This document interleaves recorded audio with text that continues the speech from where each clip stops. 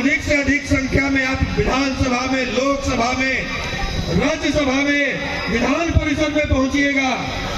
कभी भी किसी पार्टी के लिए दरवाजा बंद मत कीजिए और कभी भी किसी पार्टी के आगे साष्टांग दंडवत करके समर्पित मत होइएगा। समर्पित होइएगा तो आप बंधुआ मजदूर कहे जाएंगे। इसलिए बुद्धिजीवी समाज से तो बुद्धि का इस्तेमाल करना है। बुद्धिजीवी समाज से बुद्धि का इस्तेमाल करना है। हमारी अब स्थिति क्या थी पिछले 35 साल से, यदि एक पार्टी हमारे सगे भाई को यदि टिकट दे दे लोकसभा में, विधानसभा में, सहोदर भाई को यदि लोकसभा और विधानसभा में टिकट दे दे तो हम उसको वोट नहीं देते। और यदि हमारे दुश्मन को कोई दूसरी पार्टी वोट दे रहा है उसके लिए हम लाठी गोली लेके बूथ पर खड़े हो जाते थे। ऐसा समर्पण नहीं चाहिए। ये बुद्धिमता नहीं है, मूर्खता है। अरे आप बचेंगे तब न लड़ेंगे। आपके पेट में दाना रहेगा तब न लाठी लेके आप धर्म और राष्ट्र की रक्षा कीजिएगा। जब आपके लोग ही अंदर चिल्लाने वाले नहीं रहेंगे, पार्टी विशेष की भक्ति करते करते जहानाबाद आपसे छीन लिया, महाराजगंज आपसे छीन लिया, पाटलिपुत्र आपसे छीन लिया, मुजफ्फरपुर आपसे छीन लिया, वैशाली आपसे छीन लिया, मोतिहारी आपसे छीन लिया। और कुछ दिन भक्ति करके देख लीजिए तो बेगूसराय, नवादा और मुंगेर भी छीन लिया जाएगा। इसीलिए पार्टी भक्ति मत कीजिए। पार्टी अपने हिसाब से कभी भी बदल लिया जाएगा, लेकिन जाति अपने हिसाब से नहीं बदल सकते हैं। इसलिए पहले जाति तब कोई पार्टी, पहले जाति तब कोई पार्टी। और हम शुरू से कहते हैं 13 साल पहले से, और आज भी कह रहे हैं और आगे भी कहते रहेंगे कि पहले समाज नीति तब कोई राजनीति। और हमारे समाज का समर्थन और आशीर्वाद यदि हमारे सर पर है तो हमको किसी पार्टी की चमचागिरी करने की आवश्यकता नहीं है। पार्टी हमारे दरवाजे पर आकर हमारा सपोर्ट मांगेगी, पार्टी हमारे दरवाजे पर आएगी। इसलिए जहां भी रहिए मधुमक्खी की तरह एकजुट रहिए। और ये देखकर बहुत अच्छा लगा, कुछ लोग कहते हैं कि आशुतोष जी संघर्ष कर रहे हैं और दूसरे लोग सांसद, मंत्री, उप मुख्यमंत्री बन रहे हैं। एक बात बताता हूं कि कोई एक नेता का नाम बताइए इस बुद्धिजीवी समाज का, इस अति बुद्धिजीवी समाज का, जो सांसद हो, मंत्री हो, विधायक हो और मगध का रहने वाला हो, वो संप्रदा बाबू और किंग महेंद्र का बेटा नहीं हो, वो बड़े बड़े मंत्री सांसद का बेटा नहीं हो, खुद भी सांसद विधायक नहीं हो, साधारण से परिवार से हो, फौज की नौकरी करके आया हो और मगध से चलकर आए और 200 किलोमीटर दूर मिथिला की धरती पर इतने सारे लोग उसके सुनने के लिए एकत्रित हो। इससे बड़ा सम्मान और पद हमको और क्या चाहिए। इसलिए हम बार बार कहते हैं कि नेता नहीं, नेताओं की हरकतों से तो घृणा हो गई, नेता शब्द से नफरत होने लगा है।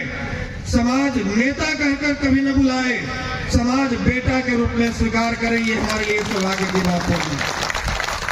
और ये बेटा, ये आपका भाई, ये वादा करता है कि जब तक इस सामाजिक जीवन में है, जब तक आपके बीच में है, राजनीति को अपने तलवे के नीचे रखेगा और समाज नीति को हमेशा अपने सर पे रखेगा। आज जिस परिसर में, जिस विद्यालय प्रांगण में हम लोग कार्यक्रम कर रहे हैं, अभी कुछ देर पहले हमारे अभिभावक आए थे, जब वो सम्मानित किए, उनका परिचय करवाया गया तो हमारे अंदर अंदर रोम रोम खड़े हुए। ये उनके द्वारा, उनके पूर्वजों के द्वारा दान दी गई जमीन में ये विद्यालय परिसर है, ये विद्यालय खोला गया है। और ऐसे सैकड़ों हजारों उदाहरण हैं बिहार में, झारखंड में, उत्तर प्रदेश में। एक सर्वे के मुताबिक 33 लाख एकड़ जमीनें केवल भूमिहारों ने दान में दे दी है। इससे बड़ा दानी तो दानवीर कर्ण भी नहीं होगा। इससे बड़ा दानी तो राजा बलि भी नहीं होंगे, दानवीर कर्ण भी नहीं होंगे। और आज उस समाज को शोषक कहा जाता है, उस समाज को सामंती कहा जाता है, उस समाज को मनुवादी कहा जाता है। ये कहीं न कहीं हमारी भी कमी है, कहीं न कहीं हमारी भी गलतियां हैं। हम लोगों की आज वर्तमान स्थिति, जमींदार तो कभी थे नहीं हम लोग, जमींदार गिने चुने लोग थे, 1-2% लोग। हम लोग किसान थे। लेकिन अब यदि गांव-गांव जाकर सर्वे कर लिया जाए, क्योंकि हम 3500-3600 गांव में गए, हवाई बात नीतीश कुमार जी की तरह हम नहीं करते हेलीकॉप्टर पे घूमकर, 3500-3600 गांव में गए। हमने हालात देखा है कि आज हमारी 90% आबादी किसान कहलाने के लायक नहीं बची है। हमारी 90% आबादी मजदूर की श्रेणी में आ गई। लेकिन यहां से जमींदारी नहीं जा रहा। अभी हम लोग रोड शो करके आ रहे थे, एक भाई, युवा भाई, हालांकि जोश अच्छी बात, तो बुलेट में आजकल सिस्टम आया है, वो बटन दबाने पे फुट आवाज आता है, फटाक आवाज आता है। ऐसे लगता है कि बंदूक छूट रहा है, पिस्टल छूट रहा है।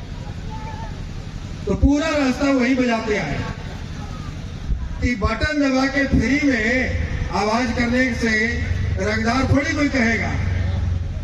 इससे तो लोग सड़क छाप लफुआ कहेगा। अरे रंगदार कहना है तो हर आवाज के पीछे 500 रुपया खर्चा कीजिए, रंगदार कहा जाइएगा।